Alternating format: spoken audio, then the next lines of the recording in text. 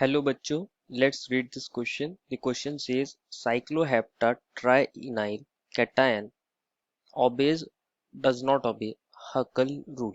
बच्चों इस क्वेश्चन में हमसे कहा गया है कि जो हमारे पास साइक्लोहेप्टा ट्राइइनाइल कैटायन होता है क्या वो हक्कल रूल को ओबे करता है या नहीं करता है। तो फर्स्ट ऑफ ऑल हम इस क्वेश्चन में की कंसेप्ट की बात करेंगे। हमारा की कंसेप्ट यहाँ होगा हक्कल्स रूल। बच्चों हक्कल ने हमें एक रूल दिया था जिससे हम किसी भी कंपाउंड की एरोमेटिसिटी के बारे में बता सकते हैं। लेकिन उस हकल रूल को अप्लाई करने के लिए हमारे पास कुछ कंडीशन होती हैं कि जो हमारा सिस्टम होना चाहिए वो कैसा होना चाहिए, कंप्लीटली कॉन्जुगेटेड होना चाहिए और मोनोसाइक्लिक होना चाहिए। Completely conjugated and monocyclic. अगर हमारा सिस्टम कंप्लीटली कॉन्जुगेटेड होगा और मोनोसाइक्लिक होगा, मोनोसाइक्लिक मीन्स उसके अंदर सिर्फ एक ही रिंग प्रेजेंट होनी चाहिए, तो वो एरोमेटिक होगा अगर वो 4n+2 पाई इलेक्ट्रॉन रूल को फॉलो करेगा।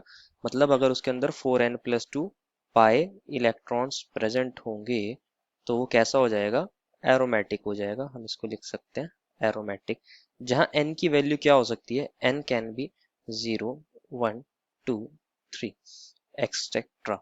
तो मैं आपको फिर से बता देता हूँ, हकल रूल ने कहा था कि अगर हमारे पास कंप्लीटली प्लेनर और कॉन्जुगेटेड सिस्टम है और वो मोनोसाइक्लिक है, अगर उसके अंदर 4n+2 पाई इलेक्ट्रॉन्स होंगे तो वो सिस्टम कैसा हो जाएगा, एरोमेटिक हो जाएगा। ये हक्कल रूल ने हमें एरोमेटिक कंपाउंड्स के बारे में एक शॉर्टकट मेथड बताया था, डेफिनेशन बताई थी कि हम एरोमेटिसिटी किसी कंपाउंड की कैसे जज कर सकते हैं।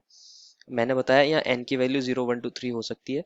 मैं आपको बता देता हूँ, मान लीजिए अगर हमारे पास n की कुछ वैल्यूज हैं और उसके कॉरस्पॉन्डिंग 4n+2 की क्या क्या वैल्यूज हो सकती हैं। n की वैल्यू हो सकती है 0, तो 4n+2 की वैल्यू क्या हो जाएगी, 4 इंटू 0 प्लस 2 दैट इज 2। अगर n की वैल्यू है 1 तो 4n+2 की वैल्यू क्या हो जाएगी, 4 into 1 plus 2 that is 6। n की वैल्यू होगी 2 तो हम लिख सकते हैं 4 इंटू 2 प्लस 2 दैट इज 10। ये जो हमारे पास 4n+2 होता है ये क्या बताता है, पाई इलेक्ट्रॉन्स कितने हैं। ये हमारे पाई इलेक्ट्रॉन्स को डिनोट करता है कि हमारे पास पाई इलेक्ट्रॉन्स कितने चाहिए, 4n+2 होने चाहिए। अब हम बात करते हैं हमारे गिवन कंपाउंड की, जो है साइक्लोहेप्टा ट्राइनाइल कैटायन। बच्चों साइक्लोहेप्टा का मतलब क्या है, हमारे पास एक 7 मेंबर्ड रिंग है, तो मैं इसको ऐसे बना रहा हूँ और ये हमारा साइक्लोहेप्टा ट्राई इनाइल बोला है हमें। 3 डबल बॉन्ड्स हैं, तो 3 डबल बॉन्ड्स मैं ऐसे लिख सकता हूँ और ये कैटायन भी है तो यहाँ पॉजिटिव चार्ज है। इसी को बोलते हैं साइक्लोहेप्टा ट्राई इनाइल कैटायन। ट्राई इनाइल मीन्स 3 बार डबल बॉन्ड है और कैटायनिक चार्ज भी है तो इस पे कैटायन है। अगर बच्चों आप ध्यान से काउंट करोगे तो ये कैसा सिस्टम है, ये कंप्लीटली कैसा है, कॉन्जुगेटेड सिस्टम है और मोनोसाइक्लिक भी है। ये मोनोसाइक्लिक है तो हम कह सकते हैं हाँ ये मोनोसाइक्लिक है, तो मैं इसको ओके कर देता हूँ। क्या ये कंप्लीटली कॉन्जुगेटेड है, तो ये कंप्लीटली कॉन्जुगेटेड भी है, तो मैं इसको भी क्या कर देता हूँ, यहाँ टिक कर देता हूँ। अब इसके हम पाई इलेक्ट्रॉन्स को काउंट करेंगे, तो पाई इलेक्ट्रॉन्स कितने होंगे इसके पास, एक पाई बॉन्ड तो ये रहा, तो इसमें 2 पाई इलेक्ट्रॉन, ये दूसरे वाले पाई बॉन्ड के अंदर भी 2 पाई इलेक्ट्रॉन और यहाँ पर भी पाई बॉन्ड के अंदर 2 पाई इलेक्ट्रॉन्स।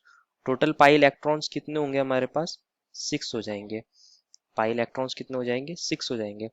अगर आप 6 को चेक करोगे 6 कौन सी वैल्यू पर आ सकता है, अगर हम n की वैल्यू को क्या रख दें 1, तो मैं इसको ऐसे बता सकता हूँ 4 into 1 plus 2 is equals to 6 pi electron.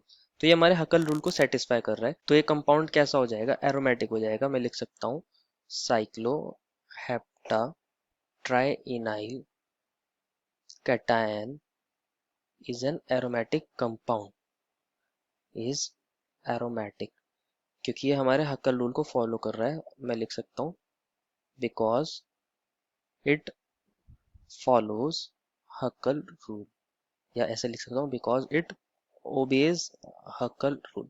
तो हमसे क्वेश्चन के अंदर यही पूछा गया था कि क्या ये हक्कल रूल को फॉलो करेगा या नहीं करेगा, तो हम कह देंगे ये हक्कल रूल को फॉलो करेगा। तो हम यहाँ इसको टिक कर दें, ओबेज को टिक कर देंगे। Therefore, the final answer is that the cycloheptatrinyl cation follows Huckel rule. I hope you understood it well and best of luck.